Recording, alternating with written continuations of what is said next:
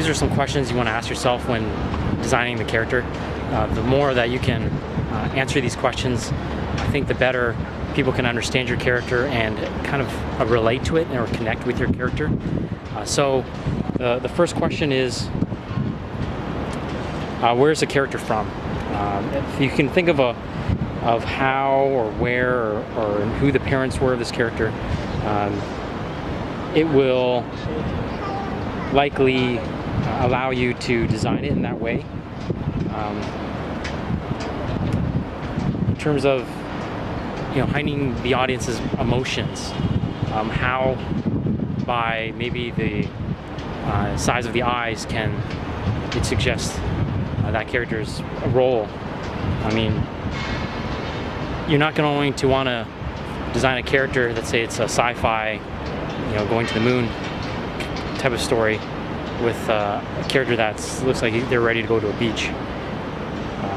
If you remember in the short film One Man Band, you had two characters. You had a character that looked like he was from Italy, and you had another character that looked like he was from, the UK or from the States. They're very different, and they each had their own role in the piece. What is that character's role? Is that character's role to be a hero? Is it the character's role to be a villain? That also plays an important part of the design. Darker colors can suggest that they're more of a villain, whereas lighter colors could suggest that they're more fun-loving, angelic. In terms of the emotional state of the character, this can also be pretty easy to put together. If they're a happy character, if they're an angry character, you just show it through their facial expressions. They can always be happy. I mean, most people ask me if it ever comes up if you could be an animal or what is your favorite animal, and I always tell them it's a dolphin because they're always smiling. So if you want to create a character that people can relate to relatively quickly, then that's one way you could pull that off. What world is the character from? Are they from Earth? Are they from a different planet? Are they from which continent? They could be from Iowa, so you design the character based on Iowa. East Coast, West Coast. Like I said in the other example, One Man Band, you have two characters. One looked like from Italy, tall and lanky, versus more of a bigger character. Does the character interact with anybody? So you had, for example, you look at Shrek, you've got a character that is a donkey as a sidekick, and the main character is this green ogre. They're very contrasting. So they also, in a way, the donkey plays as comic relief. You can imagine if you had a unicorn or maybe a bear or something, would they have the same impact compared to a donkey?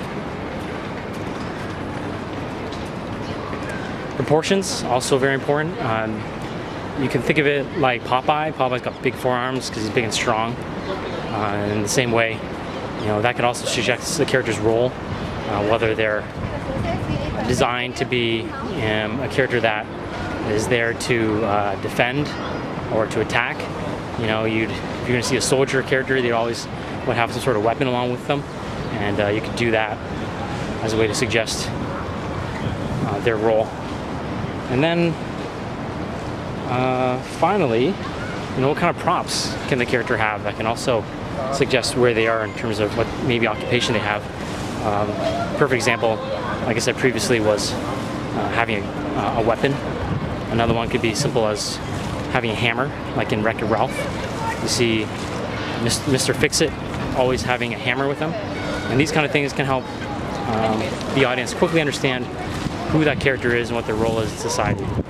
So those are things you want to think about when you're designing your character.